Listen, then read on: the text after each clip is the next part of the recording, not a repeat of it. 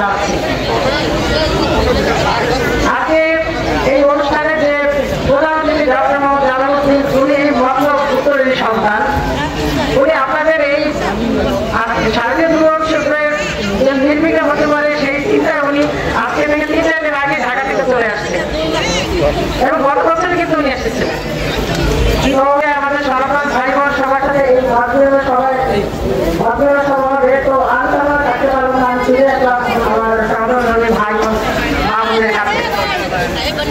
তো আমি গত বছর এসেছিলাম কিন্তু দুর্ভাগ্যের এই গন্ধায় নিয়ে আসা হয়নি। আমি গত দক্ষিণে একটা পূজা মণ্ডপে গিয়েছিলাম এবং একটা ধর্মের সংস্কৃতি খুব ভালো লেগেছে। আজকে এখানে আমরা দেখলাম এবং আমাদের যে অতিথিবৃন্দ যারা বললেন যে বাবু বলরাম গোসাই আর যারা বললেন ওনাদের ডাকে আপনারা আসছেন এবং এই হিন্দু মুসলিম যে একটা সংস্কৃতি এটাকে খুবই ভালো লাগলো।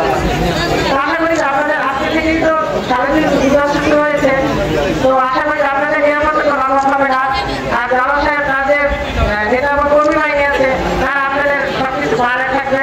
আশা করি আমরা আপনাদের অনুষ্ঠান যত আপনাদের উৎসবের যত অনুষ্ঠানে দেওয়া আছে সব নির্বিঘ্নে সমাধান করতে পারবেন। আর আজকে আপনাদের আমি একটা কথা বলি যে আপনারা কখনো বিশেষের সংখ্যালঘু বা সনাতন ধর্মে এই ধরনের অভিযোগ না করে আমরা সবাই আমরা বাংলাদেশে গর্বিত নাগরিক, আমরা সবাই বাংলাদেশে, তাই না? আমরা সবাই বাংলাদেশি। এখানে যে সনাতন ধর্মে যে মুসলিম যে বড় এখানে বড় হয়েছে আমরা গর্বিত। আমার এই রাষ্ট্রে যত অধিকার একজন সনাতন ধর্মী বড় ভাই হিসেবে আপনাদের একই অধিকার, এটা অন্য ধর্মাবলম্বীদের একই অধিকার আছে। তাহলে আপনারা নিজেদের কখনো হীনমন্যতায় বসবেন না।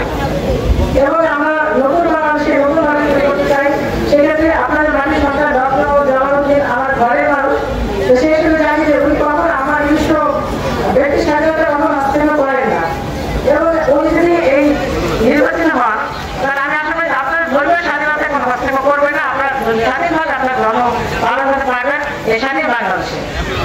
তো আপনাদের সাথে আজকে মত বিনিময় সভায় আমি আসতে পেরে নিজেকে খুব ভালো লাগছে।